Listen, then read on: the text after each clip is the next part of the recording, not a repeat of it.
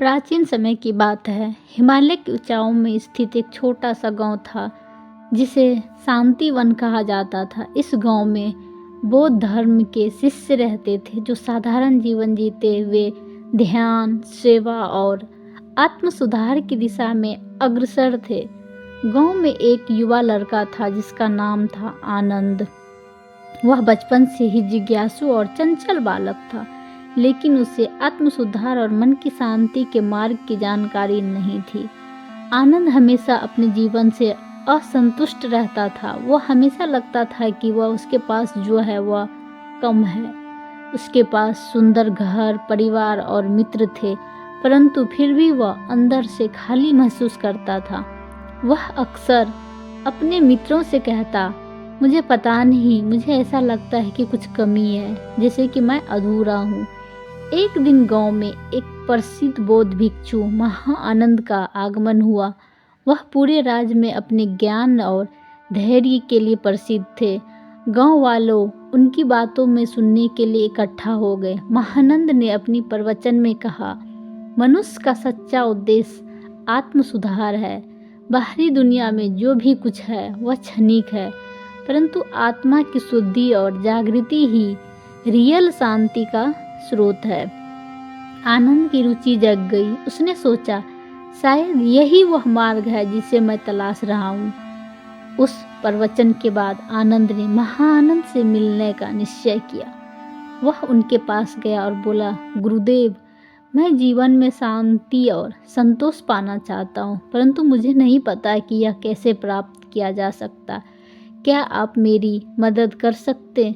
महाआनंद ने शांतिपूर्वक मुस्कुराते हुए कहा, बेटा आनंद, आत्म सुधार एक यात्रा है जो निरंतर चलती रहती है। यह यात्रा तब शुरू होती है जब तुम खुद को पहचानते हो, तुम अपने आप को किस रूप में देखते हो। आनंद ने सोचा और कहा, मैं एक साधारण व्यक्ति हूँ जिसके पास इच्छाएं और सपने हैं, लेकिन हमेशा असंतुष्ट महसूस करता हूँ। महाआनंद ने जवाब दिया, यही तुम्हारी सबसे बड़ी समस्या है आनंद।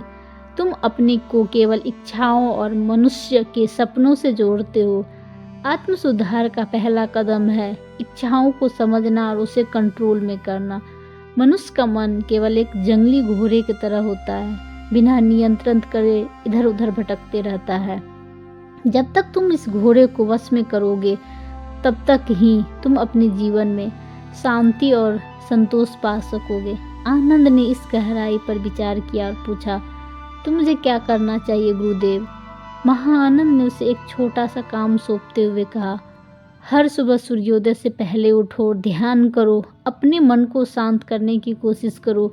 जब भी तुम्हारे मन में विचार आए उसे जाने दो, सिर्फ अपनी श्वास पर ध्यान केंद्रित करो। यह अभ्यास तुम्हारे मन को नियंत्रित करने में मदद करेगा। आनंद ने इस सलाह को मान लिया। वह हर सुबह सूर्योदय से पहले उठकर ध्यान करता, लेकिन उसे मन को नियंत्रित करना बहुत कठिन लगने लगा। उसके मन में तरह तरह के विचार आते, कई बार वह विचलित हो जाता। कुछ दिनों बाद आनंद हताश हो गया और उसने सोचा, शायद मैं इस यात्रा के लिए बना ही नहीं हूँ। वह एक दिन फिर से महाआनंद के पास गया और कहा, गुरुदेव, मैं बहुत प्रयास कर रहा हूँ, लेकिन मेरा मन शांति नहीं हो रहा है। क्या आत्म सुधार इतनी कठिन है? महाआनंद ने मुस्कुराते हुए कहा, आनंद, आत्म सुधार एक धीमी प्रक्रिया है। जैसे एक बीज को पौधा बनने में समय लगता है, वैसे ही तुम्हारे मन को शांत होने में भी समय लगेगा। धैर्य रखो, नियंत्रण अभ्यास करो। यह मत सोचो कि परिणाम तुरंत मिल जाएगी। उसके बाद उन्होंने कहा, बहुत समय पहले एक युवा शिष्य अपने गुरु के पास आया और पूछा, गुरुदेव, मैं ज्ञान प्राप्त करना चाहता हूँ, मुझे कितना समय लगेगा? गुरु ने उत्तर दिया, यदि तुम्हारी पूरी निष्ठा से प्रयास करते हो तो 10 साल लगेंगे। शिष्य ने फिर पूछा, अगर मैं दोगुने उत्साह से प्रयास करूँ तो? गुरु ने मुस्कुराते हुए कहा, फिर 20 साल लगेंगे। शिष्य ने चौंक कर पूछा, ऐसा क्यों? गुरु ने उत्तर दिया, जब तुम केवल परिणाम पर ध्यान दोगे तो तुम्हें अपने मार्ग से भटक जाओगे। आनंद ने इस बात को समझा और धैर्य के साथ अभ्यास को जारी रखा। समय बीतने के साथ उसका मन धीरे धीरे शांत होने लगा। अब वह अपने विचारों को अधिक स्पष्ट रूप से देख सकता था कि उन्हें नियंत्रित कर सकता हूँ।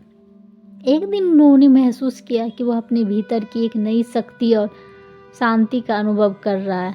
महाआनंद ने जब आनंद को इस परिवर्तन को देखा तो वो एक और सीख दी। उन्होंने कहा, अब जब तुमने अपने मन को नियंत्रण करना सीख लिया है तो अब तुम्हें अपने कर्मों पर ध्यान देना होगा। यह आत्म सुधार का दूसरा चरण है, कर्मों की शुद्धि। हम जो भी करते हैं हमारे विचारों की प्रतिबिंब बनती है। यदि हमारे कर्म पवित्र और निष्कलंक होंगे तभी हमारा मन और आत्मा शुद्ध होगी। आनंद ने गुरु की इस सीख को भी अपने जीवन शैली में उतारा और उसने अपनी दिनचर्या को छोटे छोटे कार्य में भी पवित्र और निष्ठा का पालन करना शुरू कर दिया। अब वह सभी काम ध्यान पूर्वक और ईमानदारी से करने लगा। धीरे धीरे गांव वाले भी इसके परिवर्तन को देखने लगे। आनंद न अब केवल खुद से संतुष्ट था बल्कि दूसरों की मदद करने के लिए भी तैयार रहता था।